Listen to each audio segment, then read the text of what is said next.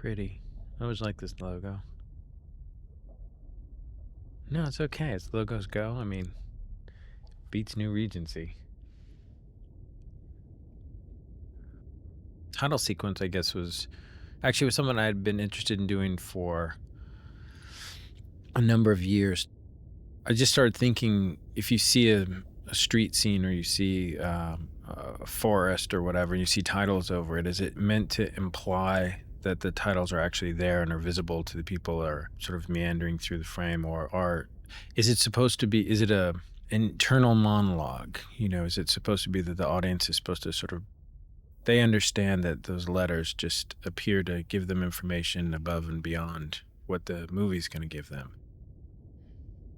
But I started wondering, well, if you're going to see New York City and you're going to see letters, what if they just felt like they were in three-dimensional space, available there to be photographed? And you got to kind of stay away from 42nd Street because that's where all the Spider-Man titles are. And, you don't have permits yet to put up your titles on 7th Avenue. But I sort of like the idea of, is this supposed to be real, or is this supposed to be a thought superimposed over the city? This is a different kind of movie for me.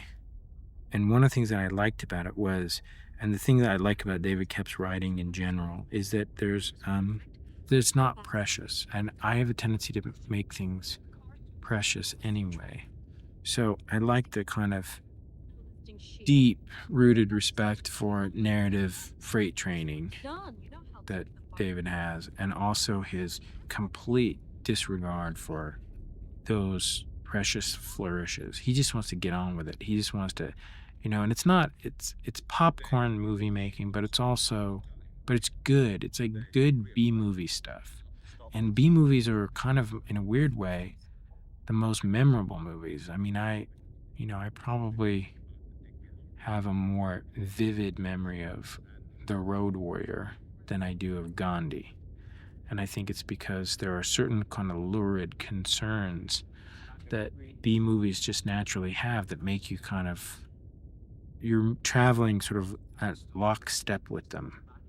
And I had not made a movie that had that kind of narrative, like make sure everybody's with you, even though there's a lot of dramatic irony and juxtaposition of, there's a lot of times when we overlap stuff in a movie like this just to make sure points get made, but you're trying to make it always feel like it's happening in real time. And I had never done that before, and I felt like this would be a good movie to try that with because of the constraints of it, because it was so consciously limited. There were so few things you could kind of cut away to, and there was never a moment in the script where it was like, meanwhile, sunrise over Central Park. It was, it was the next procedural thing. The guy has to tape the hose onto the tank. You have to bring the tank upstairs. You have to bring the drill. You got to make sense out of how many tool bags he's carrying. What tool bags have woodworking tools in them? Which ones have HVAC? And you're kind of thinking in these little. It's a micromanagement issue. So that was my reason for trying it. It was something that was infinitely controllable, and in terms of the fractal geometry of how you could divide and subdivide the pixels that go in to make up the movie, it could be as it turned out, an inordinately complicated movie about people trapped in a closet. But the initial notion was this could be good, sassy, page-turning B-movie stuff. You don't have to pay the price on the tag. I mean, I definitely felt after Fight Club that I had just spent 2 years of my life sort of waiting for trucks to be unloaded.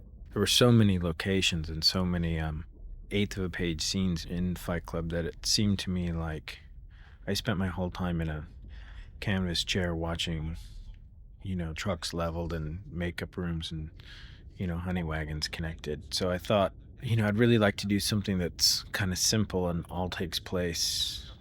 Well, I mean, I didn't know that I wasn't actively looking for a script that all took place in one house, but certainly that element of it didn't dissuade me. We had this sort of idea of Anne Magnuson by way of Anna Wintour. We had a special piece of jewelry made for her that's around her neck in this entire sequence. It's a little bit of gold script that says "in escrow," and of course, it never gets seen. This sequence was fairly elaborately planned out to even prevising where the mirrors in the sequence would be so that we could have tape marks on the floor before the camera even showed up. So we could just go, okay, the camera goes to here and then the actors go to here, and we had it pretty well worked out, and that part of it was the least of our problems. Previsualization is something that requires a degree of intestinal fortitude that I don't even know if I have anymore, but it freaks people out initially, and then I think actors see it for what it can be, which is a very clear indication of what it is that you want and need from them. And in that respect, I think it can be very liberating for an actor, but it can also create a lot of unnecessary frustration because I think actors like to be part of deciding where they go and when. As ridiculous as that sounds, they have ideas about on what line they should cross, and so you have to kind of do both. You have to sort of be flexible about what they feel they can bring to it and what you're. But this movie is not it's not a Bergman movie. It's not really about living the moment as much as it is about passing the information succinctly. So in that respect, I think it's kind of a amalgam of what really talented people in front of the camera bring to an inordinate amount of preparation behind the camera. The relationship between a director and an actor is so often just showing them the back of your hand and letting them sniff it so they know that you're not trying to hurt them, or and to have the final cut sequence and be able to put it in a VHS tape and show them, and they go, oh my God, you know how stuff cuts together. That looks great. I'd love to be part of that. And you go, well, you are. So let's go out on the stage and let's do it. Ian Buchanan, who plays the realtor here, I had just agreed to start Panic Room, and I was on a plane, and I looked over and I saw him and I said, I know that guy. He was in this music video I did, and he would be perfect. So I went up to him and said, I just read the script, and there's a role in it that's way beneath your dignity, but you'd be perfect for, and you should give me a call when you get back to LA. So that's how that came about. That's more as a hazard. Initially, we'd cast a young woman to play, we'd cast a girl to play Kristen's part, who was very feminine and girlish and all of those things, and just irritated me beyond belief. And I saw Kristen on tape and saw a Porsche commercial that she'd done, and I just really liked her. I just thought she had a great tomboyish sort of androgynous quality, and she's kind of a ridiculously honest actor. I mean, she's sort of not an actor. She's a movie actor in the truest sense. She's just kind of is able to just be. She's not a performer. She'll never have those child star issues. She'll probably never end up on E! Entertainment Television. That shot's a pretty good example of what we were trying to do initially in the setup of the movie. Is it's not the theatricality of it as much as it is you're going to be granted access to viewing this place and these people in their life in a way that is all access, backstage passes to everything that you can possibly see. So that's kind of a visual theme in the photography of the movie, was to come up with a way, either CG or cutaway sets or being able to pull walls away, where we kind of let the audience know the camera can go anywhere. Obviously, to get that angle, you'd have to be in the neighbor's basement. But the notion is to kind of begin to underline this idea that the camera is free of the constraints that the characters in the movie have to deal with. Welcome. The set was designed by Arthur Max, who I'd worked with on a lot of commercials and had done 7 with. I called him, gave him the script to Panic Room, and he I think initially he was expecting more. He'd just finished Gladiator, and so I said, fantastic work on Gladiator. Here's a movie I'd like you to consider. It's all takes place in a living room, in a bedroom, in a hallway.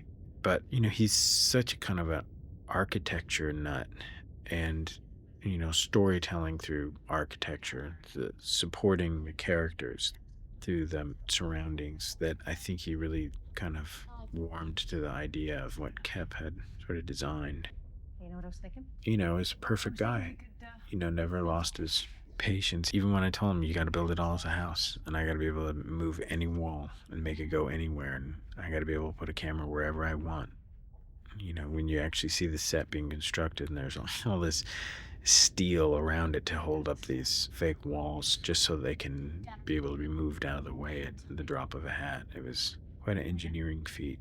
So I'll just take a cab and meet him there. Is that what he said? This was a scene that initially was very different in the first draft of the script, and in the draft that we started shooting with Nicole. I think it's a much better kind of, I sort of like the teenager aspect of it a lot more. It's a little more caustic, and you can see Kristen sort of pushing the boundaries of Jodie's authority and sort of letting her in on some of the things she may not be aware of now that she and her ex-husband are not under the same roof, that their plans are being made, and her daughter's life is being sort of apportioned in a different way. And I like that. I like the reveal that there are conversations that she's having, that Kristen's having with her father, that Jodie's not privy to. I thought that was a nice thing that Kep did for us. We really wanted to have the whole diabetic thing very, very subtle as much as possible. So the little red cross on the refrigerator it's there, but if you blink. This watch, by the way, that's supposed to be it's supposed to be a monitor for blood sugar level. The prototypes that exist, I think it actually has to puncture the skin in order for it to work. I don't know that it doesn't actually exist. We took a wild surmise at where the technology might go. There's people are attempting to do these things with these blood sugar monitors. Somebody showed me a watch that had little fangs on it. You're supposed to wear it on your wrist.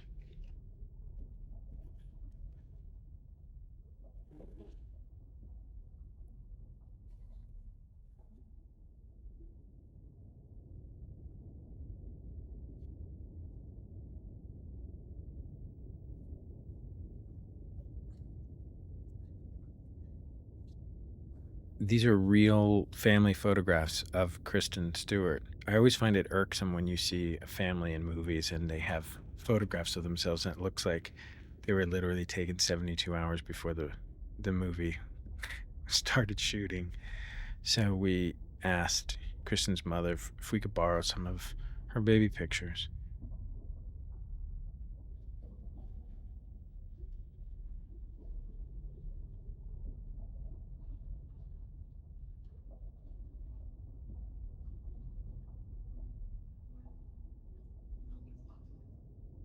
This is a shot we ended up doing a number of times until we finally ended up doing it motion control, just to get this sort of very it needed to be a very slow and regal kind of camera move. The first time we did it, we had the poor camera operator hanging off of a jib arm and with his eye in an extension eyepiece, and it was a complete disaster. And so then we shit canned that one, and then we brought in another piece of equipment and we tried it with that, and finally it just said, let's do it on a computer and tear the wall out and put a motion control camera in there and get the shot we want. This is one of a number of scenes that we got to shoot with Nicole before she was hurt and couldn't finish the movie. And it's interesting to plan something out with one person doing it and then end up doing it with another person, because physicality does come in to how you plan for things. There's a certain physicality that Nicole has that's just markedly different than what Jodie has. I mean, Jodie is a different kind of actor to look at in a medium shot. You just cover her in a different way. It's always interesting if you get an opportunity to see, two world-class people do ostensibly the same thing, the same scenes. It was kind of fascinating to watch.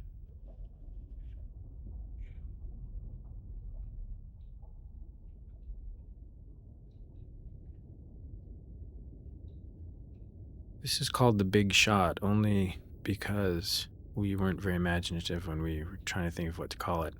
But this shot was one of the first, I believe it's actually described in the script similarly to how it was actually presented in the movie. It was one of the first things that I sort of interested me in the movie was the notion of being inside a fishbowl, looking out and seeing the cats. I like the idea of setting up a burglary sequence, not by showing the exterior of the street and being down the street and seeing the guys. I like the discipline, the rigor of what David Koepp was doing when he just decided to show you the guys on the outside breaking in from the inside, exclusively from the inside. It may have been a mistake to smooth all this stuff out, because we went back in on the computer and smoothed out a lot of the movement. But the thing that I like the precision because it's not something that people can do. It's so personality free. I think there's something about that's Terminator-like. It looks so mechanical, it tends to look like it was made by a machine. It sort of tells you that it's not real, or there's an exactitude there that's, precludes human involvement. But I also think, we reshot a lot of stuff that was done by hand, just trying to get that personality. I don't think it has a personality. Maybe it does. I sort of saw it as there's no one there. There's no one pushing a dolly. There's no one pulling focus. The opening sequence is with walking around with Anna and with Ian. You don't really get a sense of the house. You get a sense of pieces of the house. You sort of have an idea that it's old. You have an idea that it's spacious, high ceilings, a lot of stairs. But you don't really know where everything is. And this was a kind of interesting opportunity to lay out for the audience in no uncertain terms exactly where everybody is, how long it takes to go at a fairly casual pace from her bed to the street, or from her bed to the skylight. That's one of the things I liked about the script, was the discipline of it, and the kind of it seems like an economical way to do things, but of course it's always the most expensive. It's the most expensive shot in the movie, and probably took 2 weeks of filming to do one shot. As I recall in the script, it was stated that it was one continuous shot, but I may have just been lying for so long about the need for it to be one continuous shot that's how I may have tried to put the onus on, turned to Amy and said, but David says it has to be that way, and you want him to write Spider-Man 2.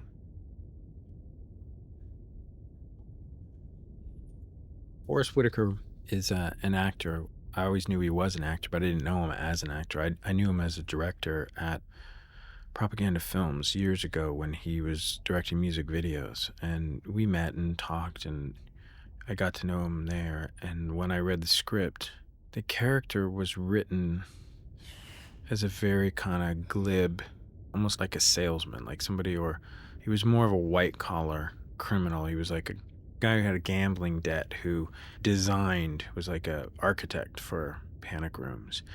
And I just sort of never bought that. It seemed like an unnecessary contrivance in a script that necessitated a lot of contrivances. So it seemed to me that if he works for a safe company or a security company, and he knows specifically about this one, I like the idea of a guy who's doesn't own his own business.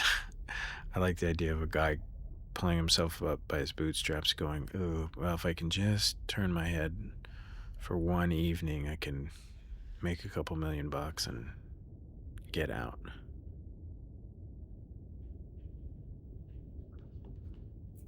I love what Forrest brings to it, which is this a worn quality. He wears what he's doing. He inhabits it, and it becomes like an old glove on him. And I love that about him. He's not interested in sparkle, and he's interested in like making something look like it's gotten there through years of abuse. And I love that about him. Especially like Ghost Dog. It's like you watch that performance and there's a great confidence that he has in inhabiting something. He doesn't second guess it. He doesn't worry about, whether people will like it. He just kind of goes and does it. No shit. We shot a lot of POVs of Jared's looking into the house, and it was a very interesting thing because it never looked right. When we shot it at his height, the house looked fake. It looked small. And then when we shot it sort of at his knee height, it looked, there was too much ceiling, and made him feel, it was just bizarre. And we finally ended up shooting his POV about buckle height, about, 3 feet off the ground, 3.5 feet off the ground. And it's such a weird thing because we kept going back and reshooting it, and we would look at it in dailies and go, it just doesn't look like what he would see. And it just didn't cut. And it's one of those very odd things that you run into where you shoot something and it's technically from the place that the person would see, like through keyholes. Keyholes are really, really hard, or shooting through cracks in the door are really hard because you have to be able to see specific things on the other side, and you end up like having to move the whole setup 2 feet or what, there always ends up being something about it that you didn't think would be a problem, and it ends up being a problem. And in this movie, strangely enough, shooting Jared's POV proved ridiculously problematic. Wait. So, we keep an eye on her. Raul can totally administrate that part. I want Raul to administrate that part. He's not even supposed to be here. I'd met Forrest years ago, and when I sort of reorganized the script in my mind, I instantly thought of him, and I thought, I need somebody who's physically imposing, but I also needed somebody who, every time they moved, they belied how dangerous their physical presence could be. And he's a big man, but he's also so kind, and you can see in his face that he just wants to he's just trying to make things work. So I called him and said, hey, I'd like you to come in and talk to me about this thing. And I didn't even know that he'd read the script before. And he came in and we talked, and he sort of said, well, here's what I would do with it. And we talked, and I said, great. And love to have you do it. And he was like, okay, well, let me know when you make up your mind. I said, no, first I made up my mind, you got the part. And he was like, well, you don't have to say that right now. And I said, take yes for an answer. If you want to do it, we'd love to have you. And same thing with Dwight. Dwight came in. I think I met with Dwight the same afternoon. And I said, I'd love you to do this thing if you'd like to play Raul. And he thought, he was very amused by the notion that I would cast him to play somebody named Raul. But I told him, I said, I don't necessarily think that he has to look like Raul. He just has to. And of course, it became a running joke in the movie, or certainly in the making of the movie, that was his nom de plume for the evening. Dwight was great about the mask because that was one of the things that I told him at the beginning. It's like, I really want you to be in this movie, and I really think you will be great. And not just because I'm going to ask you to wear a mask the whole time, but in spite of the fact, because there's not a lot you can do. As a physical presence, as a heavy in a movie, it's a difficult thing to do when you don't have a lot of your face showing. But I like the conception of a character who doesn't really give you a lot until it's too late. This is something that made people really, really uncomfortable in test screenings. I guess the idea of people urinating in the middle of the night is something that only I am familiar with, but it seemed to make audiences this is where they started to squirm, believe it or not. Dwight Yoakam is a lot of fun. I'd seen him in things and never known that it was him. And I always remember, especially Sling Blade, I remember waiting for the end credits and going, who the fuck was that guy? He was amazing. And then I met him, and you realize why he's such a good actor, because he's just so curious about people, and so fearless, willing to kind of do anything. He doesn't care. It's like, what do you need me to do? There's a famous story about Humphrey Bogart on Casablanca that there's this great moment in it where he goes and he nods and the band strikes up. They play a song that flies in the face of the Nazis who are present.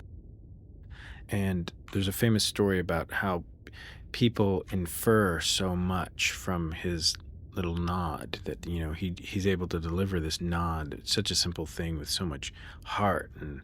And really, the story goes that Michael Curtis just came to him and said, you know, hey, we got time for one more shot. I just need you to walk over to the railing and nod. And Bogart said, okay. And they rolled the camera and Bogart walked over and he nodded. And that was that. And they checked the gate and they went on. And the next day they went on with the scene. And that's kind of what it's like working with 3 directors on a movie, because there are times when you can go, look, we have time for one more shot. I don't really have time to fill you in on everything that's happening and what it all means or what you're carrying with you at this moment in your life, but you just need to walk over to the railing and nod.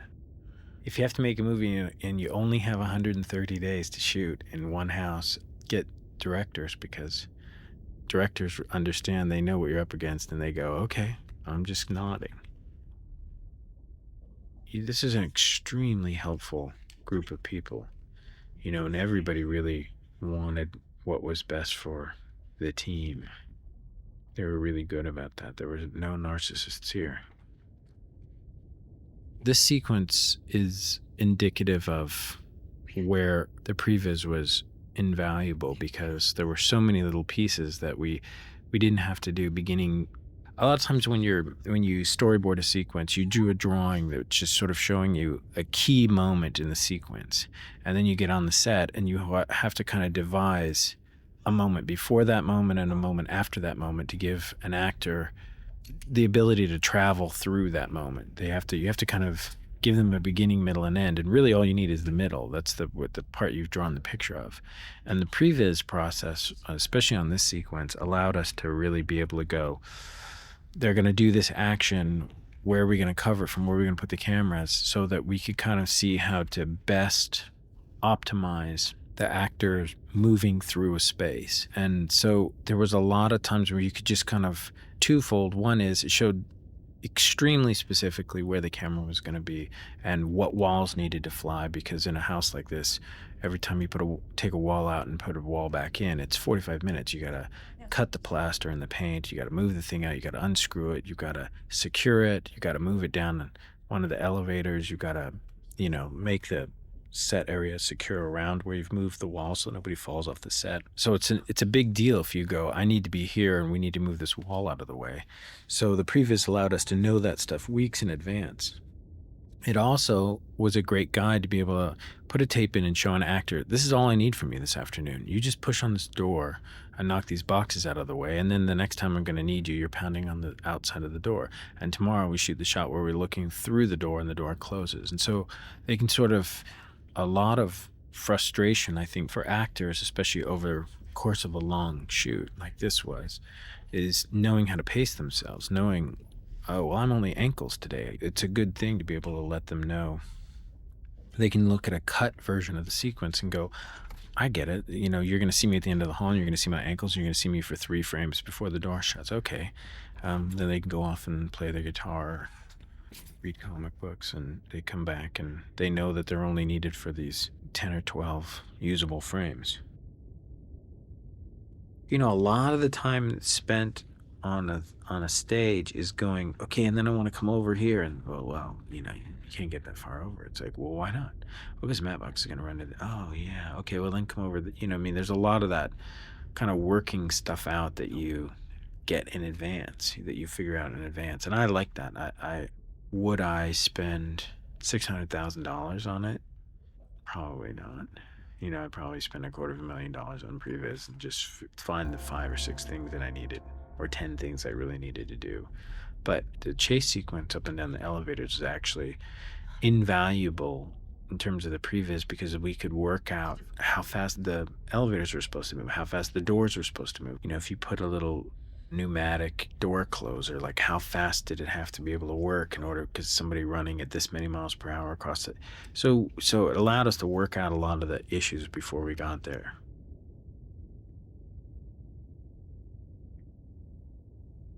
I worked with Jared on Fight Club. I got a call from his manager at the time who said, Jared would love to be in this movie in some way. Would you meet with him? And I said, yeah. And he came down and I met with him and was struck by how good looking he was, and so decided that the only useful part in the movie for him was be Angel Face, where he gets his face beaten off. And I was thinking on this film, I needed somebody who would do all the physical stuff, because there's an enormous amount of running around and stay kind of focused, but also had a sense of humor. I needed somebody who was kind of funny. I really get along with Jared. I love his sense of humor, and he is a extremely self-deprecating person. And although I don't think he appreciated having to spend 9 hours a day in makeup on Fight Club and another 6 hours a day in makeup on this movie to get all of his burns on, and we did light him on fire, and we made him do all of his own stunts pretty much. And we did shoot him in the back of the head and pull his feet out from under him with a wire, and we did all this stuff. And he's my kind of masochist. Use your head. Okay. Here he comes. Lock and move access. Should not get you out from there. Good. We're sort of basing his character on a lot of people that we mutually know who maybe suffer from trust funditis and have this kind of like obsession with street credibility.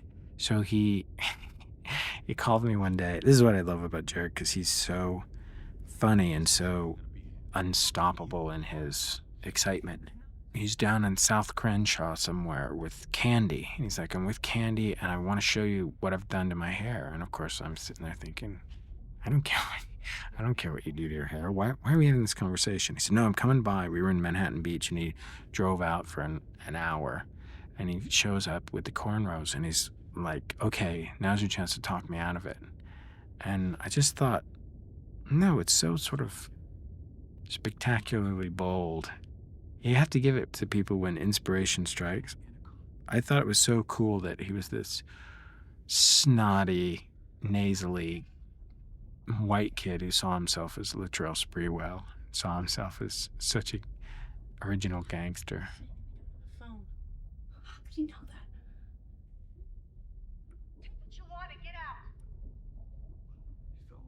Angus Wald, who's an editor and friend of mine who has cut a lot of commercials, he had this thing. He's the second editor on the movie. He has this thing where he kind of, without telling you, he will do a lot of little split screens. And so you see these sequences cut together and you go, wow, Dwight exits frame just when he's supposed to, and those guys are moving. Oh, it's all, and you find out that he's literally created these masters by running these 10 and 12 split screens running through it, where and you can never get this action to happen in real life the way that it's supposed to.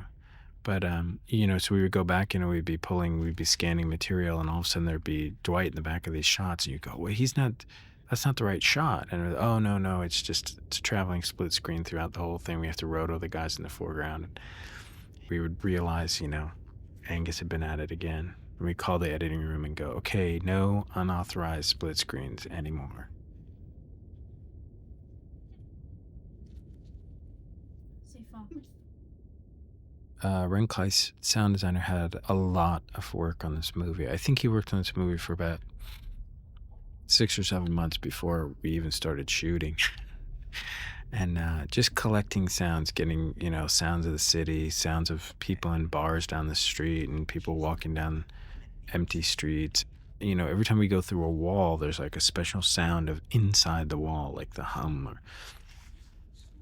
The mix on this movie was so complicated. There were so many tracks, and it's all because of his psychotic attention to detail and trying to make sure that everything had a really specific sound. Like that shot right there, Jared throws the pen down. Well, he didn't really throw the pen down. He actually, when he holds the paper up, he drops the pen at that point. So we had to edit the sound of him dropping the pen out and then put the pen into this where he throws the paper down. you'd never realize how much sound editorial goes into a movie. Fine, good, excellent. We all believe you. How do we get into that room?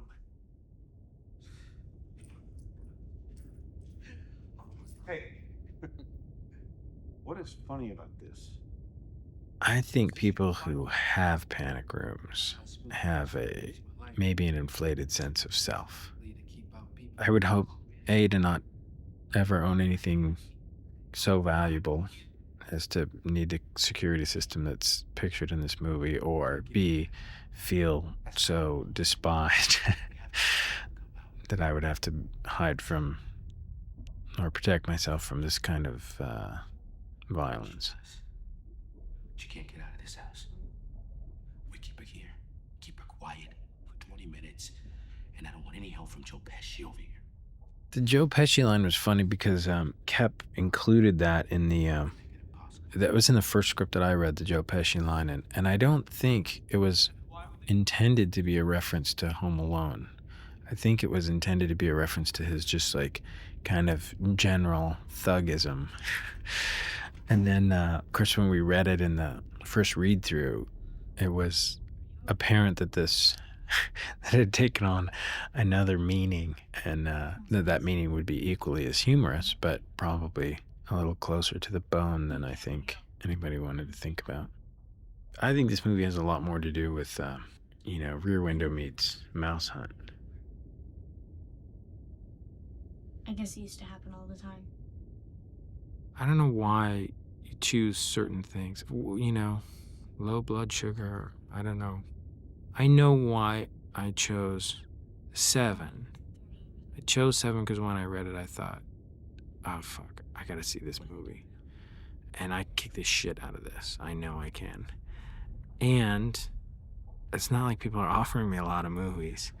And I don't know, I don't actually remember, I don't think I was offered 7. I think I just read it and insinuated myself into it. The game came from a slightly more juvenile place. I'd always liked the stuntman, and I liked kind of puzzle movies. I liked The Sting, and I liked the idea of making a Twilight Zone episode that has nothing to do with anything supernatural and has everything to do with, movie stunts. So I liked that. Fight Club was a book I read. I just thought, I got to be involved in this. Even if I have to pull cable or do craft services, I got to do something. I have to be involved in this. And then Panic Room was just one of those things I read. I thought, I've not made one of these. I've not made a date movie, nail biting. So I thought that could be a cool thing to do. Next up is the serial killer musical romantic comedy.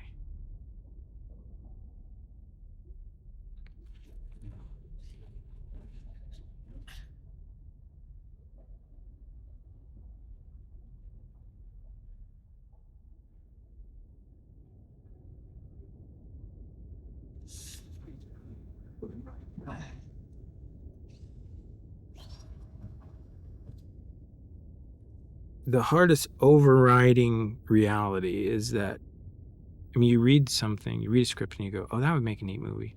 And then you're never going to enjoy that movie in the same way that you did reading it that one time. Because then the second time you read it, of course, you know it. And the third time you read it, you're breaking it down and starting to go, well, who would I get? And how would I do this? And then you go and you take a year, in this case, the case of this movie, a year to shoot it. Starting and stopping and building the set and previs and all that stuff. It took like 9 months of pre-production, 6 months of shooting, 8 months of post or something. The thing that got you excited is the first thing lost in a 2-year process. The reason you wanted to do it is the first thing that you have to jettison in terms of your enthusiasm.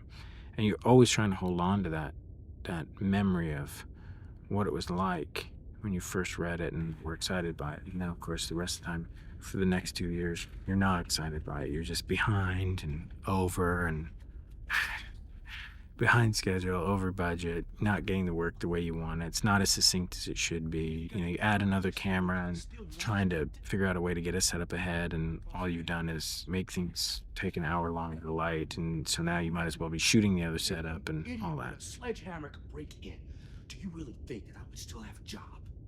This movie is deceptively complicated. This scene is a good example. You have a guy who's pounding on the ceiling, and you're seeing lath and plaster rain down on him after every hit. Well, there's this dialogue scene happening at the same time. So maybe you normally need 4 or 5 takes to shoot a dialogue scene, but now you've just compounded it because the dialogue has to be happening at the same time that you have a guy breaking the ceiling in the background. So he's going to have to break it in the same place, and it's going to have to break in somewhat the same way in order for it to match from shot to shot. But every time he breaks that ceiling piece, you've got to replace it. So that means somebody has to come in with a knife and cut the paint, because the paint glues it all together. Unscrew it, and they pull out the piece. The piece itself weighs 800 or 900 pounds because it's a real wall, because you can't pound it with a sledgehammer if it's a fake wall. It'll just, it'll look like a ball peen hammer to a Barbie house or something. So you gotta, if it's 800 or 900 pounds, you gotta build like a little railway system to be able to winch up, hoist the ceiling piece, and then you have to take it out of the way. So now it's 45 minutes to an hour to remove the piece. Then you gotta paint it, and it's gonna take another 10 or 15 minutes to be in there. And then you gotta bring all the actors back in to reset the cameras. Say you do 7 or 8 takes per setup with 3 cameras, and you have 3 3-camera setups to complete it. It's now taking you 45 minutes to an hour between each take. You only have an 8-hour shoot day, 9-hour shoot day. So it's going to take you 2 days to shoot this sequence. And of course it's on the script. It's like, yeah, he pounds on the ceiling and this is what they say, and don't do that. And Forrest gets an idea and Forrest leaves.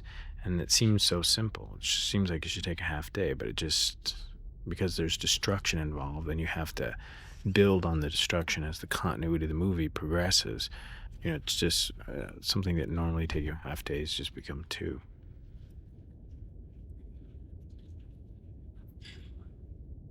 If I do my job right in prep, I always feel like the shooting should be boring. The previs aspect of this movie is not what made the on-set part excruciating as much as there were so many technical things to, a child actor has to be gone in 6 hours. She can only be on the set for so many hours at a time, and then she has to go back to school, and then she has to be there for a certain, so you have that, you're juggling that. Then you have a room in the middle of your soundstage that looks like a fucking NBC Studios. It's running every videotape feed of every monitor that's switching back and forth that goes to the panic room, and we have multiple panic rooms.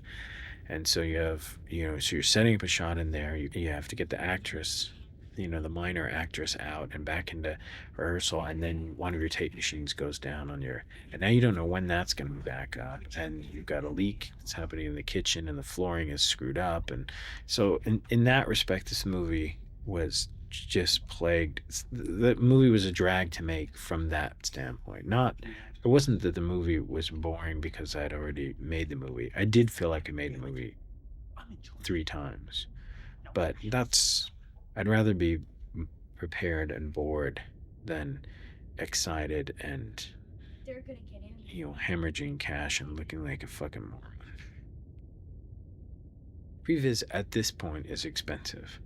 But, the prices of it, like the prices of visual effects, the prices of it will come down. It's simply 21st century storyboarding. That's all. Here's a good example. It's like you have a guy drilling a hole, and he drills through a pillow, and all these feathers come out. Well, between every take, you have to go in and vacuum all of those feathers up. And feathers are not real cooperative. They get everywhere, and they're in people's hair, and they're in, and one of the story points is one of the things that makes this sequence so nice is the notion that when he does finally get the whole gas thing hooked up, you see from the feathers being sucked into the hole left in the ventilation, You see that there's a connection between the hole in the sheet metal and what's happening inside the panic room. And then you go to the propane being hooked up, and then you see them pumping the propane in.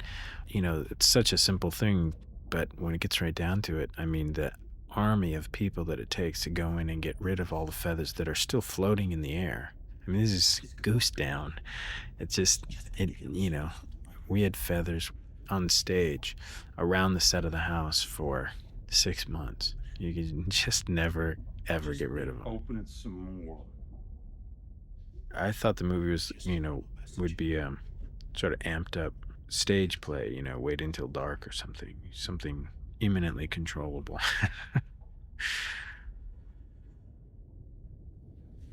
I don't think that this is an effects movie, but I knew that there were going to be more effects than what was sort of alluded to in the script. I mean, obviously when you get into fire, hugging the ceiling, that stuff's going to be a visual effect. But I don't think I had any idea that there were, 70, 80 effects shots in the movie. I worked with Kevin twice before, and we talked early on about this movie, really mostly in terms of whether the technology was there to do the kind of big seamless shots that I wanted to do and move the camera between walls. But there's a lot of other things for the visual effects supervisor to do. As it turned out, it was trying to figure out a way to do, gas, that was visible enough for the audience to know what they were talking about. We were trying to create this sort of like helium heat wave kind of thing. As it turned out, we ended up doing the cell phone, that when the cell phone gets, dropped under the bed, we did that CG. I'd tried to do a sequence where Jodie is grabbed by Dwight and she drops the syringe bag, and the syringe bag comes sliding along the floor into the foreground. And we'd shot 107 takes of it. It'd taken about 3.5 hours of shooting to get the take that's finally in the movie. And, after which I turned to Kevin and said, we're never doing that again. And he's pointed out, there's a sequence coming up where a gun is supposed to slide across the floor and land in the foreground. And I said, well, take the gun, get it cyber scanned right now, because we have to do that CG. I'm just, there's no way I won't make it through this movie if we have to, actually shoot that practically. So there's a lot of stuff for him to do, the leaves blowing at the end, leaves at the beginning, the fire, it ended up being a considerable amount of stuff. But I never saw this as an effects movie. I never saw this as a movie that would be heavy in effects. I think it just, trying to tell the story, we ended up having to do things in ways that just weren't feasible to do live. We shot the movie 3-perf mostly because I wanted to do a digital intermediate, and the digital intermediate was going to cost $250,000 or something to do it. So I thought, well, if I shoot 3-perf, because I want to shoot Super 35 and do an anamorphic extraction, I can offset the cost of the digital intermediate by the amount of film that I'll save, because I'll shoot 800,000 feet and I'll probably save $200,000 by losing that one extra perf per frame. I probably ended up shooting about 1.2 million feet of film and probably saved about $350,000 in film stock just by shooting 3-perf, which of course paid for the digital intermediate. But it's not something I'm proud of. It was more involved than it needed to be, but I love high definition dailies. I think that's a great.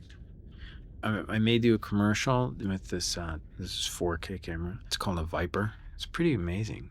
The picture is pretty amazing. It doesn't look like film. It's not a replacement for film. It's a replacement for HD. But, it's horses for courses. It's like, could you have made Blair Witch Project in 16 millimeter? Yeah. Would it have been better? No. There's something really of the time and immediate about high 8 and handycams, and that's what that movie should look like. We chose it 3-perf specifically with the idea of the digital intermediate in mind, because quite honestly, that's where the movie business is heading. It just makes more sense to color correct your movie on a big screen telecine than it does to sit in the screening room at Technicolor and go, that shot 10 seconds ago, that was a little too okay, this part, this is just a little, all right, stop that. Okay, roll that back. Okay, never mind. That's too blue. Okay, that part right there. Okay, at this many feet. It's just an insane, it's an insanely antiquated idea. And coming from music videos and commercials, certainly my peers are so much more completely versed in telecine ideas than they are in the lithograph that is photochemical release printing. So, it was peas in a pod. I wanted to do digital intermediate because I figured that would give me the most flexibility and control, and I would be comfortable with it. It's a world I'm more comfortable with. I could make it pay for itself by being in 3perf, and I could get the most out of 3perf by the digital intermediate process because it is sharper on the extraction and the anamorphizing than to do digital anamorphic than it is to do a lens through a piece of glass. I mean, anamorphic lenses are just wildly stupid ideas because you're shooting through something that's warping and distorting your picture, and no matter how mathematically perfect that prism is, it's another piece of glass. I just did a commercial about 3 weeks ago, an anamorphic. It was just a nightmare. I mean, the lenses that you have, the size of the lenses, the matching, it's nightmarish. I don't know why. So I don't know that I would ever shoot anamorphic. I would shoot anamorphic if I could shoot, deep focus, shoot everything at a T16 or shoot everything at 8,000 foot candles and try to get everything in focus. But for critical stuff and for close-ups, my God, this is a truly archaic technology. I mean, I like anamorphic lens flares just because it makes I'm more aware of the veil between me and the people on the screen. I like that. I like that in Close Encounters. I like the way that I feel like I'm peering through a window into this. And when you get those big streaks across the frame, it says it's a movie. Howard Shore, as usual, ended up having no time to do the music because we kept shooting inserts of stuff, and I was really happy with the score. I thought he did I especially love this theme, the opening theme that we kind of reiterate 3 times. It has a certain diabolical feel to it, but it's also sort of a movie. And I thought that was a nice fence to straddle. I love what he came up with and how he pays a nice homage to Hitchcock, not in that overly sweaty Bernard Herrmann kind of way. I feel like he always really supports what's happening pictorially, beautifully.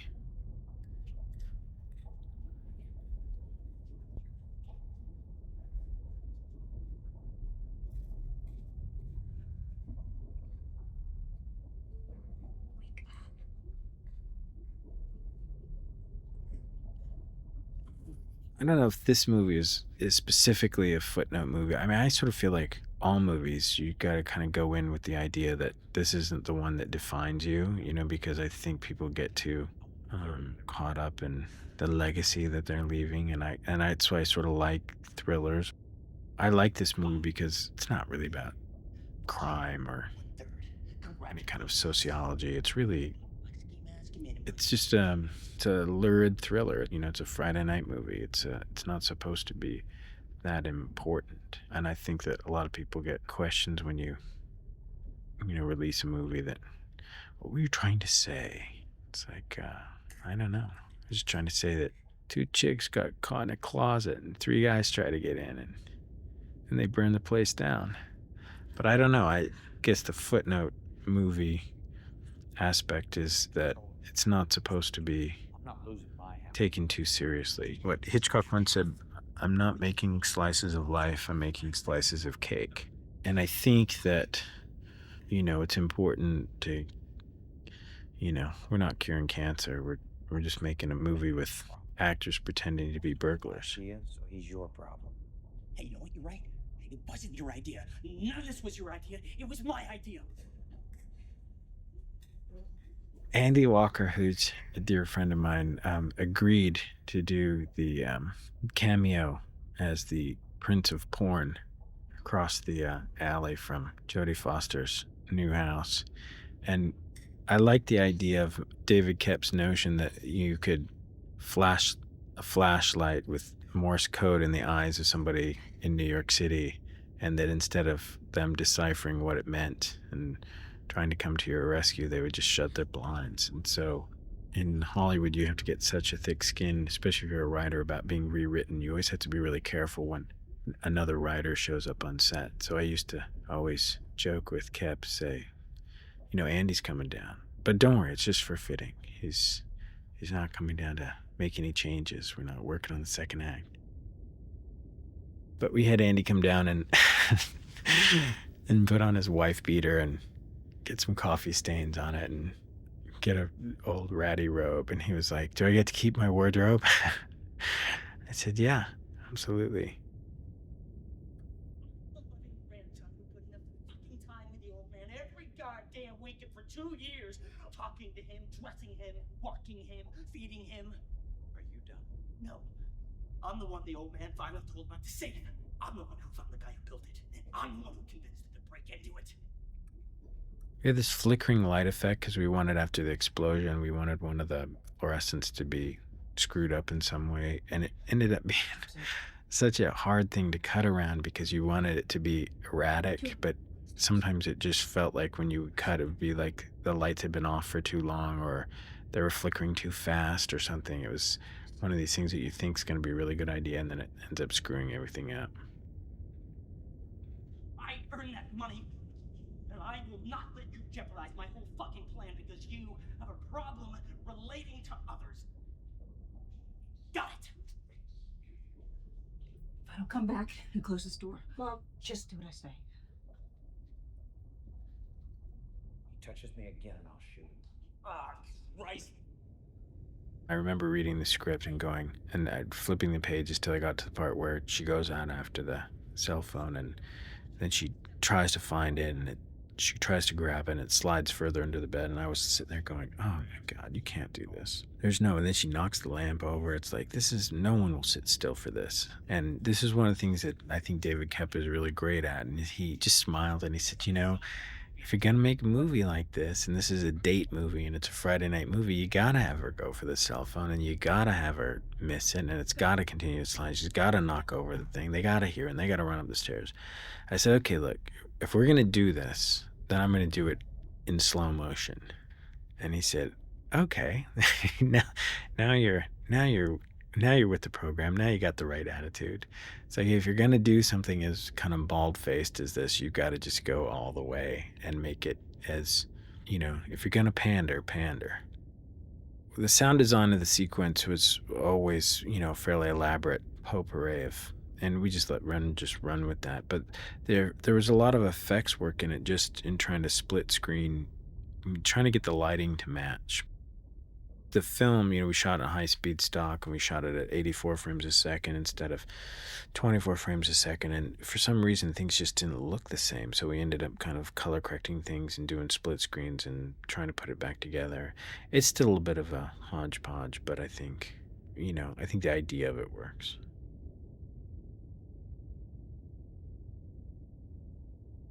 Nicole was injured. She had a hairline crack and a bone in her leg. I believe it was just below her knee. And she was, of course, trying to be stoic and saying, no, it's okay. Everyone goes down for 9 days. And then, and her doctor was saying, "Don't listen to her. She's crazy and has no idea what she's talking about. And this is a 6-month deal. And, and we don't have to pin it, and we want to let it heal, and yada, yada, yada." And so eventually the studio had to step in and say, "We got to make this movie." And I had to call her and say, "We're going to have to find somebody else." And I forget exactly how it came about. We talked about Jodie initially, but she was doing a movie with Russell Crowe. She was directing a movie that Russell Crowe was doing. And so she wasn't in the mix. And also, as we were casting the daughter's role, one of the things we kept coming back to was the reason we love Kristen Stewart so much was because she reminded us of a young Jodie Foster. And like, she's like Jodie Foster at 11. So LaRae, I think, was the one who said, "I heard that Russell Crowe is torn something in his shoulder and Flora Plum is shutting down. And I was like, that's great news. Fantastic. So I called Joe Funicello and I sent the script over and I said, look, she would be doing us the greatest favor if she would read this tonight and tell me what she thinks. And he called and said, well, she'd like to meet with you. And so I went over to the Four Seasons and we had a drink and I said, you know, I hate to put you in this situation, but we're off and running. We've been shooting for 18 days and we're gonna have to start over. And she said, I know, and I'm fine with that. I said, there's not gonna be a lot of time to rehearse. She said something to the effect of, you know, rehearsal's overrated. And I said, well, you know, I would be lying if I said we weren't getting the better end of the deal. So when can you start? And she said, well, I've got to get out of this thing at Cannes Film Festival, but Wednesday. That's the first, you know, and the thing about Jodie is that when she literally has thought it out, she stops for a second, you know, her eyes kind of buzz around in her sockets and she'll tell you, you know, I could be ready by Wednesday at 2:30 in the afternoon. And you go, oh, all right. And that's indeed when she's ready. Screwdriver. Phillips. I think we did a couple of days of rehearsal just to modify some stuff. David Koepp came to LA and rewrote a number of scenes, just very slight modifications, because the part as originally written was about a woman who was a little more disconnected from her daughter, or disconnected in a different way. And so we decided to kind of alter the text a little bit so that the daughter was more of a pawn in this relationship between Jodie and her ex-husband. A few little things like that, but then we just started right up again. This is another one of those sequences that you read in the script and you kind of go, I don't know if this is going to work. She's pulling on one side of the wall, he's on the other side of the wall. It's like, you know, audiences, they love to be engaged in this kind of way. And I remember this is kind of one of the most fun things to watch in the early screenings of the movie was how people reacted to this. Such a simple idea of like they're upstairs and they got to run downstairs, and we don't really know what Burnham's up to. We don't really know that he knows anything about phones, but he's off and running somewhere, and we sort of follow him blindly. You know, I'd never made a movie that successfully had an audience kind of cringing, waiting for what was going to happen, where they were sort of in lockstep with narratively what's going on. So it was fun at test screenings of this movie to watch people bite their nails on this stuff. Kramer versus Kramer is a movie that deals much more explicitly and deeply and profoundly with divorce. But I always saw this movie as being about divorce. You know, you've built this thing, this relationship, you've built this, and then when push comes to shove and it gets ugly, you're willing to see it completely destroyed in order to protect the things in it that you love, you know, your kids or... So yeah, I mean, on a metaphoric level, I felt like there was stuff in this to kind of, is not sink your teeth into, you know, something your molars could grind, you know, a little later on in the meal. But I like how David Koepp is not pretentious, and I like how all of the actors played what was right there. It was right on the surface. Put him on the phone, bitch. This is an interesting little cameo. We were doing the looping, and I talked to Nicole Kidman, and she was on her way to, I guess she was going to do the Tonight Show.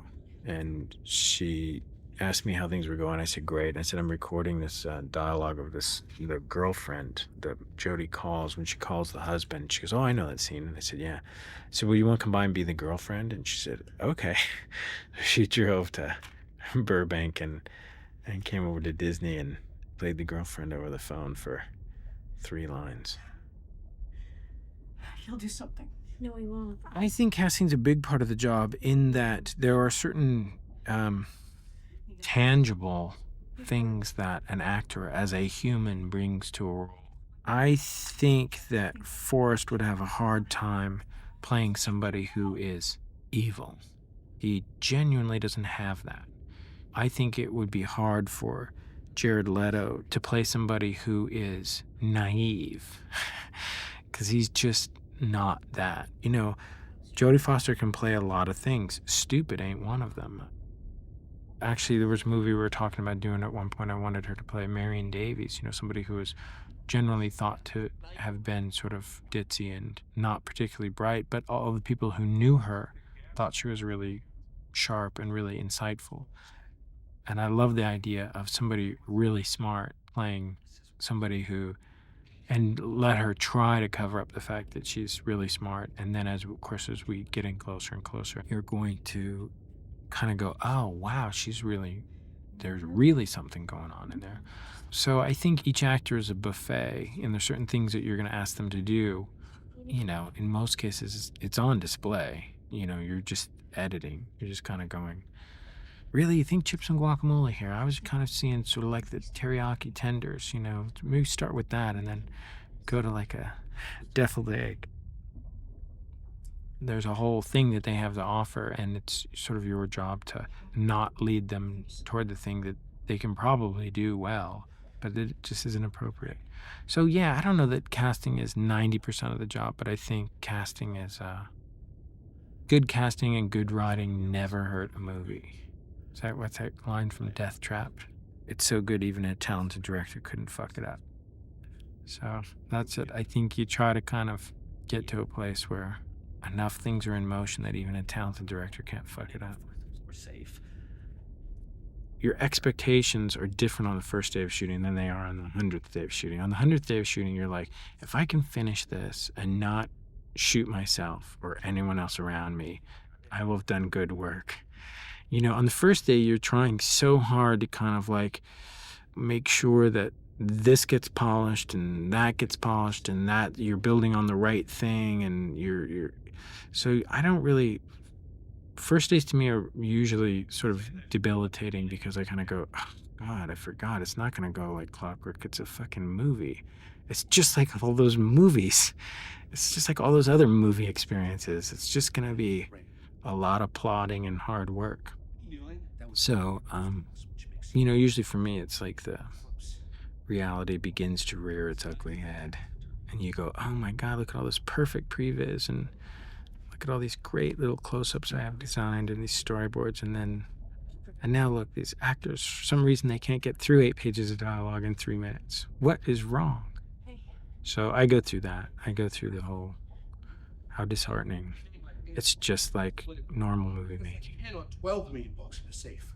And a fuck up like you has gotta be getting less than everybody else. So now I don't even know what to think. This is an interesting scene because we had the cutaway of, How much is really in there? we're setting up this notion that we're going to pay off later, that she is in some way able to keep tabs on what they're doing and they're bickering amongst themselves. And it's going to become necessary later on when, quote, Raoul is overpowered and dragged down the stairs, and then we find out that it's not Raoul, that it's Steven. And this was just, it was one of those things that you read it in the script and you go, okay, that makes sense. And then you shoot it and cut it together, and it just never quite, you don't get the shoe dropping, the other shoe dropping. It never quite worked out so that you could go, he beat him up and he knocked him out and he's dragging him down the stairs. And we shot so many different kinds of inserts and things to hopefully tell that story. And it's kind of one of the things that you end up just going, well, we've done all we can do, and now it's up to people to either buy it or not. There are points in any movie where you just reach a point where you just go, I can't help this idea along anymore. It's going to be up to the audience to either embrace or not. I love Dwight's execution of Jared because it just seems, I guess a lot of people thought it was extreme, but I liked that he just seems so cool. Temperature-wise, he was so indifferent to human suffering that he was just like moving on to the next. And I thought he did it really well. Dwight's not accident prone. He's just a little enthusiastic, He is an actor that you have to be cautious of. Like, I would never hire Dwight to play a character who has to garrote somebody. Because he's enthusiastic. He's an enthusiastic guy. I mean, if he's got to shoot somebody, fine, no problem. There's blanks, you can do it. But if he's got to garrote somebody, chances are, it shouldn't be one of your principles. Or if it is, it should be the last couple of days of shooting. Don't you fucking move. Come here. Come here. Hey. Don't you. Hey. Shut it. Lock it. I met Patrick. I'd seen photos of him and videotape of him reading, certain scenes where he was sitting in a chair and was supposedly tied up, and he's wonderful voice and a wonderful face, and I like the idea of somebody who, Patrick seems like he's got everything together. He seems like the kind of guy that you would, if he said, "Look, wait right here," you would kind of go, "All right, and I'll be right here if you need me." And yet he literally walks into a shovel as he walks into the movie, and he spends the rest of there was a point in time where we discussed the idea of having like Mel Gibson show up as the ex-husband, and you go, "Oh my God, Mel Gibson's here. Everything's going to be okay." And then he just gets progressively more and more beaten. So we didn't go the Mel Gibson route, and I met Patrick, and I really liked him, and I liked his face, and I didn't sort of realize the full extent of the brutality of the movie on him. And this poor guy was not only just like in these sodden clothes, but he was caked with blood for weeks on end. He had to get an appliance for a broken collarbone. He was shot and kicked and pushed over, and by the end of it, it was, I think I needed one more shot, and he had to kind of go up and go, "Patrick, I'm so sorry, but I'm going to need one more shot from you. Will you please come in?" And he would go in and get his scabs on and his broken glasses and get his hair mussed and it was just brutal. But it was one of those things you didn't really quite realize when you were reading the script, like the total effect of Patrick's character in the movie is one of, oh my God, this poor guy. And you become really aware of it when you have somebody hanging around your set for 35 days with, just covered in blood. Help. Rubber Soul. Yesterday and Today. Magical Mystery Tour. The White Album. Stay warm, baby. Stay warm, all right? Let It Be. Revolver. Sergeant Pepper. Oh, God. Dad? Well, this scene, the stuntman who's doubling Patrick in this scene really got pretty badly beaten up, because we had stunt people doing it in the wide shots, and then we sort of matched in with the actors in the close-up shots. But we had a number of injuries, not the least of which was the guy who doubled Dwight getting thrown through the door by Jodie, and then he comes in, he gets his hand caught in the door. Hit the back wall so hard he was literally knocked out. We were like, "Cut. Okay, and how was that for you? How was that in there? How's everyone in the panic room? Somebody wake him up." Because the sound was so loud. It was this thwack sound as his head hit the concrete on the other side, and then he was just out cold. I guess this movie is sort of brutal. Certainly get people having seizures and people getting beaten, but hopefully all in good fun. The end of 7 is all handheld because it feels like that's what should be happening at that point. This movie, I wanted to say to the audience, this is all very measured and intended, and then do things like have people have seizures and have people get their fingers cut off and have these horrible things happen. And there's like a sense of, I think it instills or it creates sort of a sense of dread for the audience when they go, everything I'm seeing is very specific, and now the victims are mounting. I just love the idea of this omniscience. Like the camera doesn't give you, it just goes over here kind of perfectly, and then it kind of goes over there kind of, and it stays with this person, and it doesn't have any personality. There's no, oh wait, let's see this over here. This might be interesting to somebody. There's none of that sort of documentary kind of feel to it. It's very much like what's happening was doomed to happen. And I like that as the sort of psychological underpinning of the staging.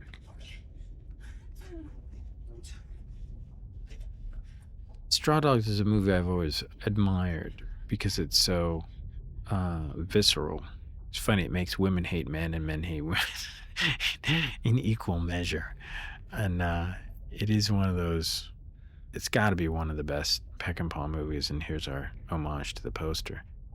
I wanted to make a movie that had, where the brutality meant something, where it didn't just, and that's a pretty good model for that, because that movie is truly brutal.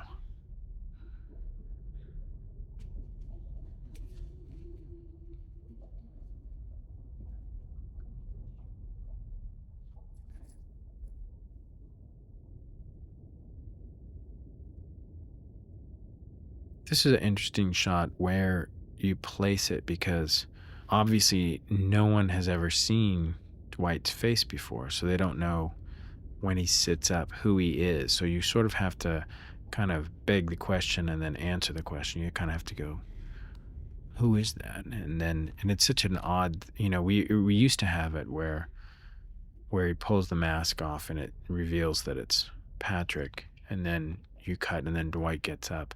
But it almost happened, it happened too late. It seemed like it was better to kind of go, "Mwah," and then go, and then answer the question, who is that guy? But it is a weird thing if you've had a character wearing a ski mask the entire movie and then you suddenly go, look, it's him. But the only identifying characteristics that you really know about the guy is a ski mask.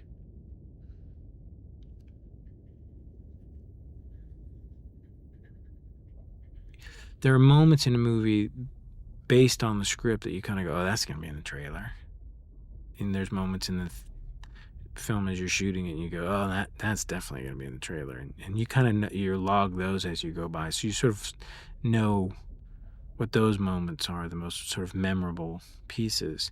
You have a gut instinct about where you're headed and what you're trying to do. But I can't see the whole movie. I think if anyone said they could, they're better men than I.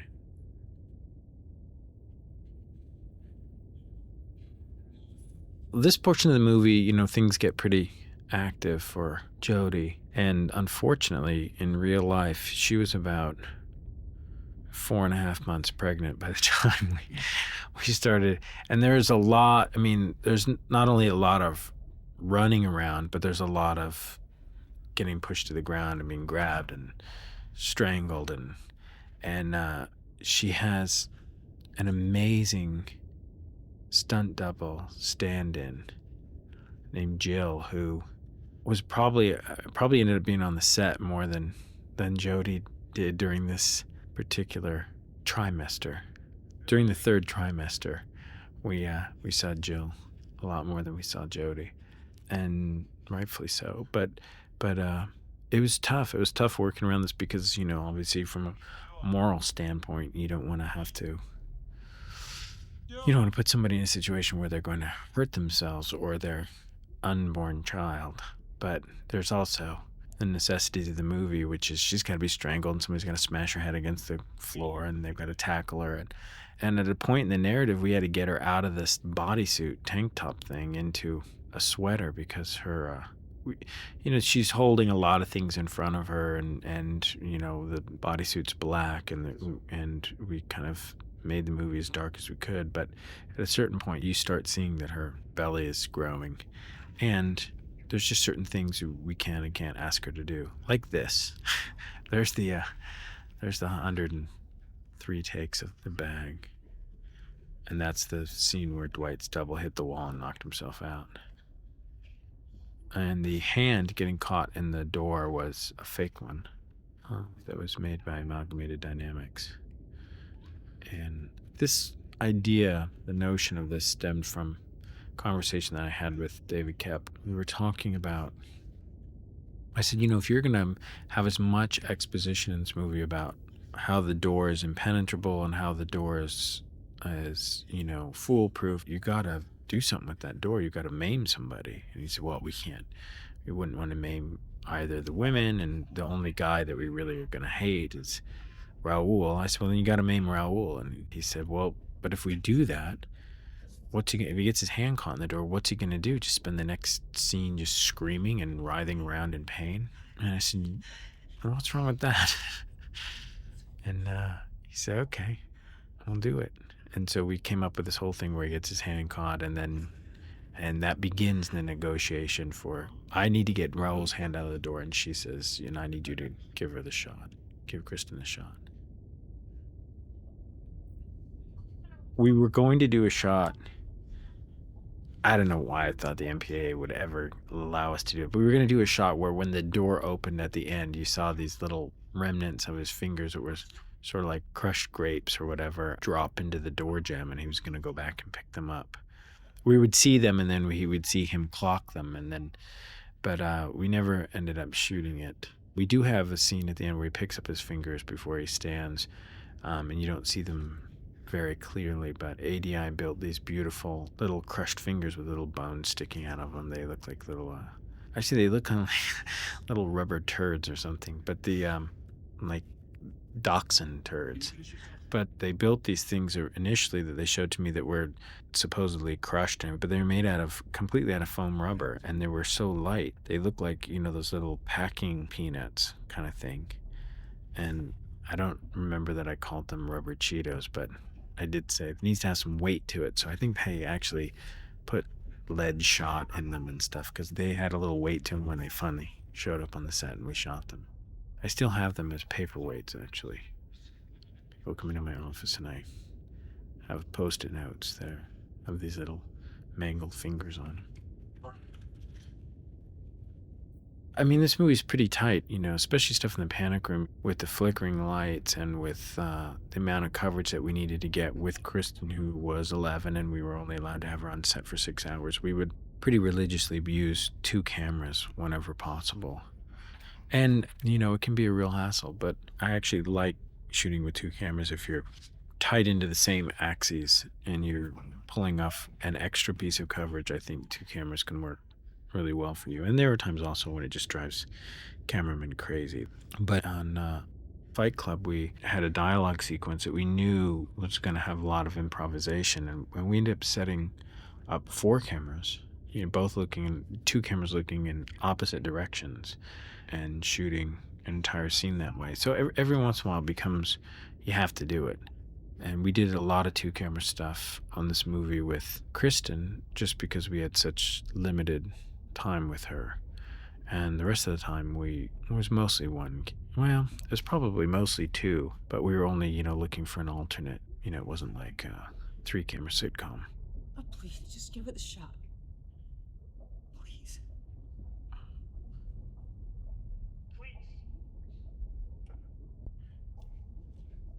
No fucking. These guys got along well. It was funny to watch because they're so different. Forrest is such an empath. He really wants to feel so much. And Dwight, he's much more of a let's just get in and just tear it up and just see what happens kind of thing. They're an incredibly fun group to work with. Kristen, who tries so hard and is so unbelievably skilled. I'm not just saying for someone her age, but is, wise beyond her years.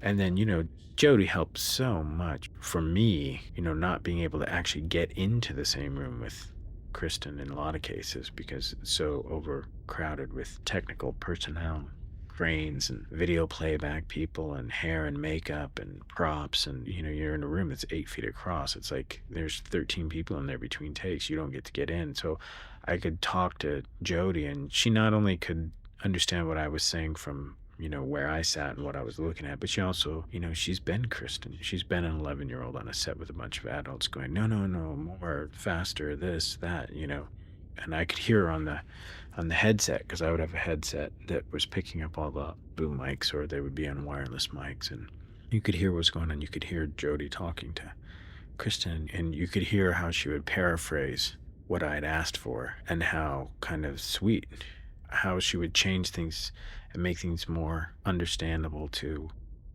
an actor and to an 11-year-old actor. It was, I learned a lot. I wish I could have put my kid in a place like this. It's not that I didn't try. Just sometimes things, they don't work out the way you want them to. We wanted the set to stay up. We wanted to, because we spent probably $6 million on this house, and it was beautiful. The working elevator, and it really worked. But scripts are so specific, and the needs of a script are so specific that by the time you get done shooting that movie, you really have no use for the necessary detritus. So the movie business moves on, and this becomes a write-off, and you just chop it up into little pieces and throw it into a dumpster. Actually, we spent a lot of money actually salvaging the set, cutting the steel into little bits and sending it off to be melted down to make other I-beams, and we reused as much of the Luan, or not Luan, whatever the green version of Luan is. But yeah, it's kind of, you work on a set for 6 months, 7 months, and then you go back 3 weeks later, because the cutting rooms were down at Manhattan Beach where we shot the movie, and you go back there and it's all in dumpsters. It's pretty bizarre. Can you move? Not much. You can see the collarbone here. It's pretty subtle, but it's there. I mean, I have seen people at screenings who do get a good look at it crawl out of their skin, because it is a particularly horrible little detail. Safes are so subjective, like what looks like a safe, just to get it to look like something that everybody could kind of agree on, because safes are not that kind of sleek. They're usually kind of clunky. Gavin de Becker's somebody that I've met before. I didn't know him. Unfortunately, I know a lot of people who have use of his services, but I had always heard what a kind of fascinating guy he was, and how kind of far-reaching his concerns are. And I read his book, A Gift of Fear, which I thought was a really interesting. He puts things in context really well, and so I called him about possibly being a consultant, and we read the script and we met for sushi, and he said the thing that he really liked about it, and the only reason he would ever consider being a consultant on a film like this, is because at least the door held. He was like, please don't make a movie where somebody installs a panic room and then the panic room ends up not working, because he goes, it just doesn't happen. So I said, no, it's our intention to state our rules up front and then stick with them. Certainly any panic room that had been built in the last 5 or 6 years would have a cell phone in it, and would have an antenna that goes to the roof that allows you the cell phone to work inside the room. It would have battery backups for everything. So, and the door is a much simpler gag. I mean, it's nowhere near as evolved or elaborate or overbaked as the door that's pictured in the movie. But we wanted something that was a little bit like Hitler's bunker or Saddam Hussein's. It needed to be a little extreme. It's a little bit Ernst Stavro Blofeld. And there goes Jodie putting on this sweater she's supposed to that we had to rush to get her into.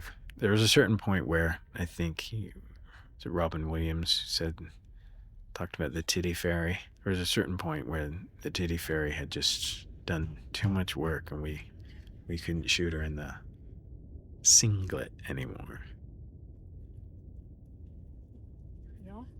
Is everything okay?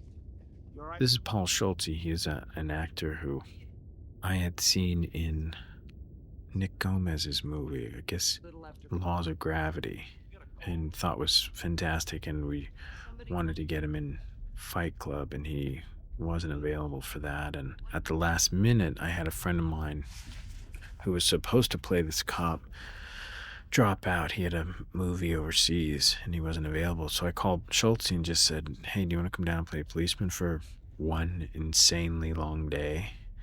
And he said, sure. And so he came down and he did this one scene, and he was great. I like policemen in movies who seem like, weary is, you get a lot of that. But he also is able to turn, be sort of interested and vaguely humanistic. Your husband said you called for help. That you said there were 3 right before you got cut off? I met Jodie Foster in 1996, and we were talking at the time about rewriting the Sean Penn character in the game for her, that it would be Michael Douglas's daughter. Because at the time, I grew up in a house full of women. You know, I had two sisters, and my mother was a central figure in our household. So the brother relationship, it's not something I really understood, you know. And so I thought the great thing about Jodie is that her intelligence is so fierce. And I liked the idea in that movie that somebody comes and says to Michael, I've experienced this thing and you should check it out. And so my initial idea was that this should be somebody who wouldn't hurt a flea, you know. It didn't happen for whatever reason. And I ended up making the movie with Sean and, you know, talking to Sean, who has, you know, two brothers or is one of three, and Michael is one of 4 or 5. It's like, it made more sense to me ultimately that it was a, you know, Cain and Abel kind of thing.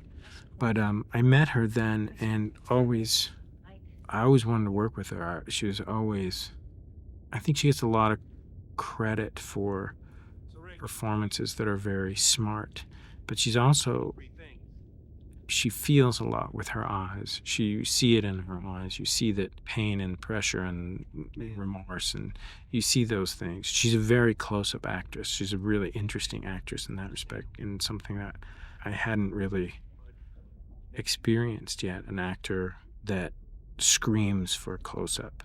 No matter what the scene is, she always finds something in her eyes and her face that you just want to kind of experience it through that. So in a weird way, she's an inexpensive actress, because no matter what you pay her, you don't have to do so much with the sets, because you're gonna kind of be on her like collarbone up to her hairline most of the time, because that's sort of where you want to see her, because that's where it's happening. And I hadn't really experienced that. I'd sort of thought I was going to shoot this movie mostly in medium shots, and it was going to be really, really dark. We actually, Doris and I did tests early on with digital cameras where we just went down to the set and turned on like 3 lamps and just let the shadows kind of fall in the house where they would. And, you know, someday I'll have the courage to do a radio drama like that. But it was intriguing, because when Nicole was involved in the movie, we were shooting the movie in a different way. And then when Jodie became involved, that character is the hub of this story. But in a weird way, Jodie became a different hub because you were closer to her. Nicole's somebody you take in sort of in a medium shot. I mean, she's wonderful to look at and beautiful to photograph in close-up, but she's a different kind of physicality, and so you sort of tend to shoot wider. You tend to shoot like rib cage to the top of the head kind of mediums with her. I mean, she's great in close-up, and there's times when you want to underline things, but Jodie really kind of exists in that. And I'd never seen that before. You know, I've seen a lot of actors ask for close-ups, but I've never seen an actor who you just find yourself constantly wanting, let's go in a little closer. Let's see if let's take the matte box off. You kind of find yourself pushing in and pushing in. She draws you in that way.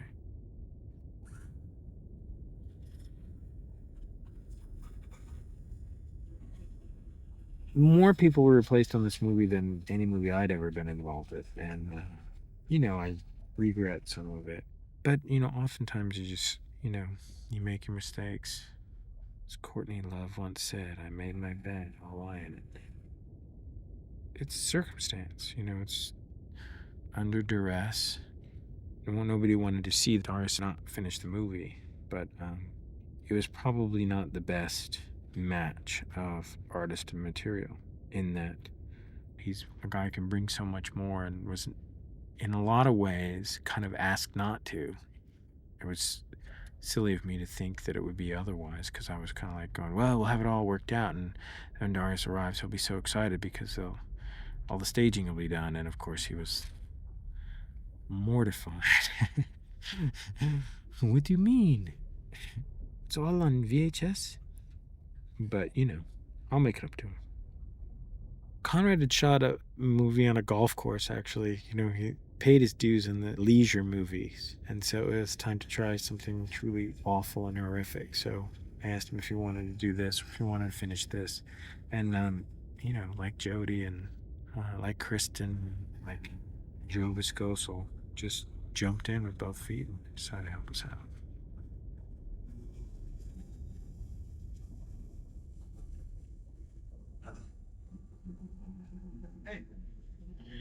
These TVs, it seems like such a simple gag to have 8 television screens on the wall behind these guys as they're drilling and fighting and bickering and sweating. And it was such a clusterfuck because no matter what happens, you have to edit that material. So you have to get into tape loops and you have to get into moving sync and continuity around in order to give your actors in the foreground enough time to do certain things. And everything has to play for a master that's looking at the screens, and then you turn around and pull the screens out, and getting the screens to match made the movie exponentially more complicated. We used actual security cameras, which are very infrared sensitive, and so they see in the darkness a lot more than movie cameras do. So we would stage a scene and shoot it with the movie cameras and get all the marks for where everything was.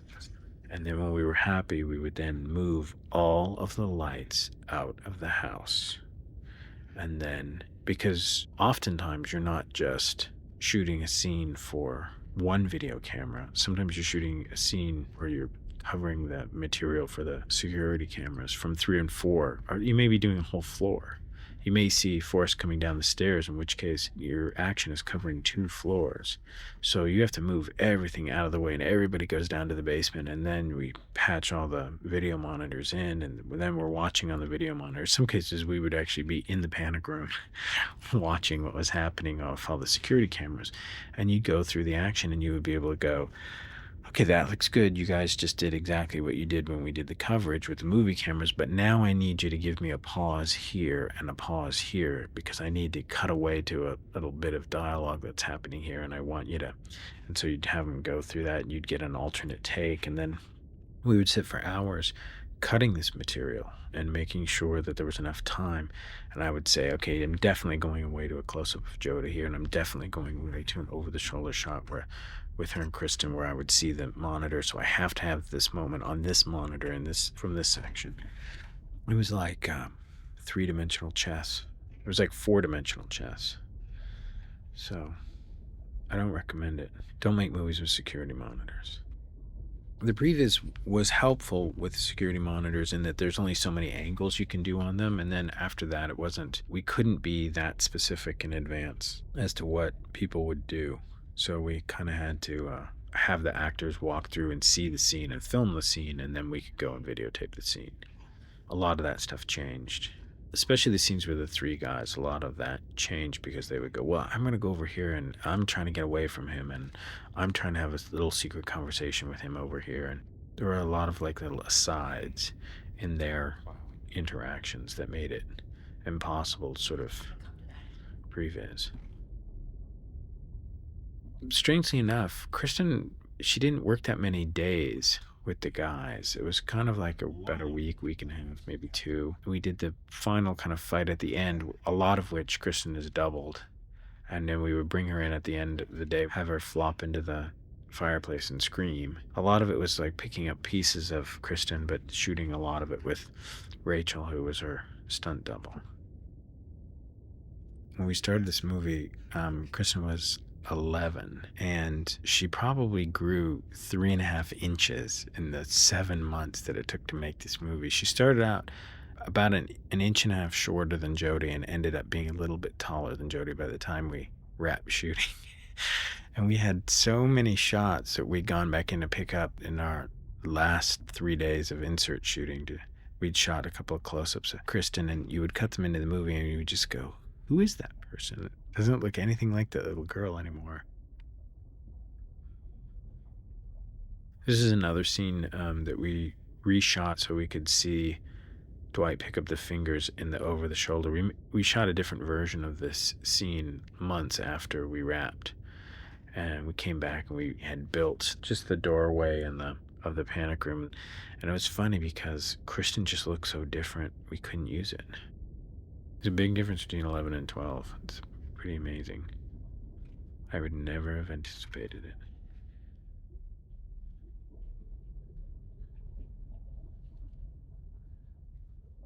I often liken a movie crew and the making of a movie as it's like a team in their season.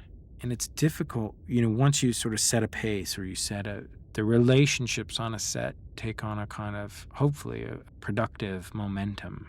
And when you start and stop, and you have to go back and reshoot stuff. We did a lot of reshooting. We had a lot of problems with Panavision and their lenses. We had a lot of equipment failure, and we ended up reshooting days of material on this movie for Technicrane, slopping Technicranes, lenses that would go out of alignment and lose focus when they were tilted down a certain number of degrees. Nicole getting hurt. We had makeup problems with certain things. We had staging problems. We rewrote some scenes and went back and redid them so we could get other information. So we reshot probably 9 days. We had 15 days of stuff that we had to reshoot when we lost Nicole. But we had probably 9 days of other stuff, just technical stuff. And when you're trapped in one house and you have to go back and redo things that you've already done and redo them, it becomes really hard on people. You got 90 people there who are all kind of like, they don't feel like they're making any progress. They're caught in frozen molasses, and everybody's nerves get frayed. I think on this movie we had 2 or 3 instances where people had to be escorted to their cars by security because they were so at their wits' end. It's an enormously complex movie, and it took its toll. And there were a lot of people left in its wake. It's like a football season or a basketball season. You discover, how deep your bench is. People go down, and people who are expected to perform at a certain level, things get in the way of that, and some people rise to the occasion, and, you win some, you lose some, and some are rained out. And on any given day, you're trying to not only do the work, but you're trying to accomplish something at a certain level, and it's not always possible. There are games during the 100 days it takes to make a movie that you're going to lose by 2 points. It's hard. There are scenes, I watch this movie now, there's scenes I beat my forehead pink, thinking, my God, what was I thinking? Like, that was so dressed up and nowhere to go. It was so overly overbaked. I've only made 5 movies now, 4 movies, I don't know, 5 movies. So I haven't really made that many movies. I mean, by the time Hitchcock was my age, he'd made like 40 movies. So it's, Spielberg's made 35 or something like that. The one thing I've learned, and of course it's totally disingenuous, is that maybe the way to do it is to set a pace. Maybe you literally take the first 3 days of shooting and you schedule all the stuff you just don't give a shit about, and you shoot it as fast as you can so that everybody kind of goes, oh my God, that's the pace we're going to be working at? Yeah. And then you go back and you reshoot it at the end of the schedule somewhere, because it's stuff that you never really, but you kind of get everybody used to a way of working. And I started this movie off, with so much previs and pre-production and meticulousness that we kind of hit this pace of, we were getting 10 setups a day, 10 2-camera setups a day. You would think that that's enough. But this movie ended up being like over 2,000 setups. So we used every single day. I mean, we were literally behind the 8 ball the entire time. And it's amazing to think, you shoot a movie for, first 100 days. You would think I made 7 in probably 65 days or 67 days. This movie there was like, every time you shoot a day, there was like another day's worth of inserts to do. It was bogged. But, you learn that stuff.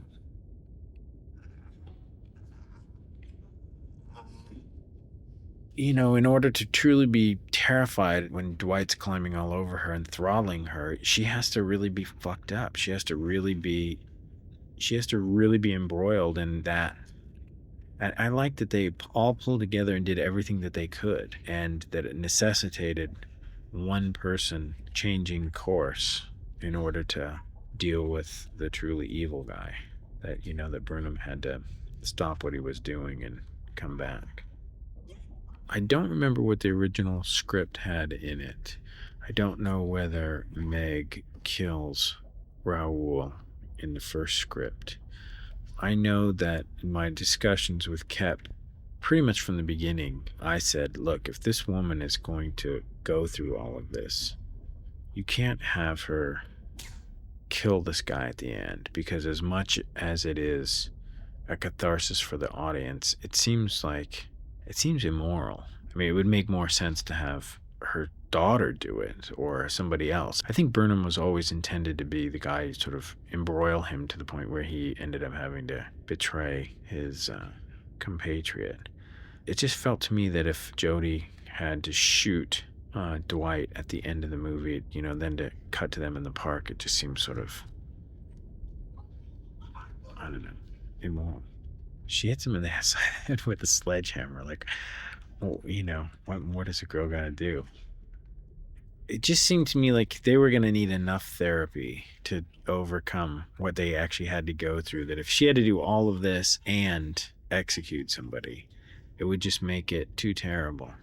But, there are differing schools of thought on that. A lot of people thought we soft-pedaled it and made a big mistake by not allowing the audience their blood catharsis. The test screenings went fine. I don't think this movie was ever designed to be Jaws. It's not particularly heroic, and it's not particularly an everyman, and it's not that kind of a summer movie. It's hard to kind of relate to her because anybody who can buy a $6 million house on a whim is not somebody you're apt to run into at the AMC 14. So it's hard to relate to her in that respect. But I think also, I just felt like it should be grubbier and not such a nice, neat little bow. I could have told you before we ever screened the movie for an audience that they wanted to see Jodie shoot Dwight, but that wasn't the story we'd written, and ultimately I don't think it's as potent a story. I like the notion of Burnham doing what's right and paying a price for doing it, and I liked how sloppy it was, and I liked the fact that the family doesn't get back together at the end. They go through this horrible thing and then they're on their own. I thought that was sort of potent. We tested the movie. It was all handled by the Columbia marketing distribution people, and I remember saying specifically, let's be really careful about showing this movie to an audience, saying, from the director of Seven and Fight Club and starring the Academy Award-winning actress and star of Silence of the Lambs, you're going to be promising a kind of a movie that's different than what this is. This movie is an entertainment. This movie is designed as a sort of fastball down the center of the plate, and it should be rough around the edges, and it should be a little uncompromised, and it should be a little harder to love. And they said, yeah. And so they went out and said, do you want to see the new movie from the director of Seven and Fight Club starring the star of Silence of the Lambs? And they had a bunch of people there who were expecting to see Seven crossed with Fight Club crossed with Silence of the Lambs. And so this movie was too light for them. And that was a lot of the comments that we heard. If you're going to make this kind of an entertainment, you should have Forrest get away, and it's that same old thing you get with a focus group, which is a little bit of power is a little too much power. If people wanted to choose the ending of their movies, the movies would be a lot cheaper because you wouldn't have to get people who make movies to make them. You could get anybody to make them. And the fact is that sometimes what the audience wants is not the best thing for the story in the end, and it can be different for, if you screen a movie at 4 p.m, there's a different expectation for that 2-hour period than there is if you screen a movie at 10 o'clock at night. It's just it's a different thing. You can't, you're never going to please everybody, and you're never going to give everyone what they want. So you kind of have to be able to go, okay, well, this is a valid criticism and this isn't. The definitely kind of threw everybody at the studio, and they wanted desperately to reshoot the ending so that Forrest got away, but I couldn't really stomach that. It just seemed like it would be wussing out. If there was anything that we learned from the test screening of this movie specifically, it was that we didn't have to dot all the I's as specifically as we thought. That the audience was willing to roll with it, and that if positioned as a movie, they were willing to suspend the necessary disbelief in order to make this ride work. But the movie was pretty, I think our first cut was 157 or something. I think it only came down like 4 minutes, 2 minutes or something. The value of any kind of a preview screening is to see your movie and see the backs of 400 people's heads. So you can see where they're getting bored. You can see where they're confused. You can see when they get restless. You can feel all that stuff. You don't have to put an e-meter on everybody in the audience. You can get it. I mean, you're a reasonably perceptive individual. You can sit in the back of a theater and watch a movie that you made with an audience and know the stuff that you can change and stuff that you can't change. And you have a really good idea of the material that's available, and you can kind of feel when you're losing him. So all that stuff, I think it's valuable for that. I think it's valuable to sit there and watch people watch your movie, because at some point you're going to have to, and you can learn from them. And it doesn't matter how intricately something's planned or how beautifully it's carried off if the audience doesn't understand it. And they have to be able to understand it, or enough of them have to be able to understand it in order to make it a viable commercial proposition. But aside from that, I mean, I think it is the byproduct of our kind of corporate culture and the vertical integration of media companies, where we sit there and we go, we can put it in front of a focus group and they can tell us what's the best way to present the idea that we initially loved to them. If you're going in looking for them to save you and to give you something that you would never have occurred to you, it's probably not going to happen. And quite honestly, a movie is a movie. It's like, at the time you do the rough cut, you're going to refine it, you're going to make it better. But that's pretty much what it is. You're not going to take Leprechaun and turn it into Chicago with a couple more weeks of editing. And no matter how much, the audience goes, it would really be great if they sang and danced.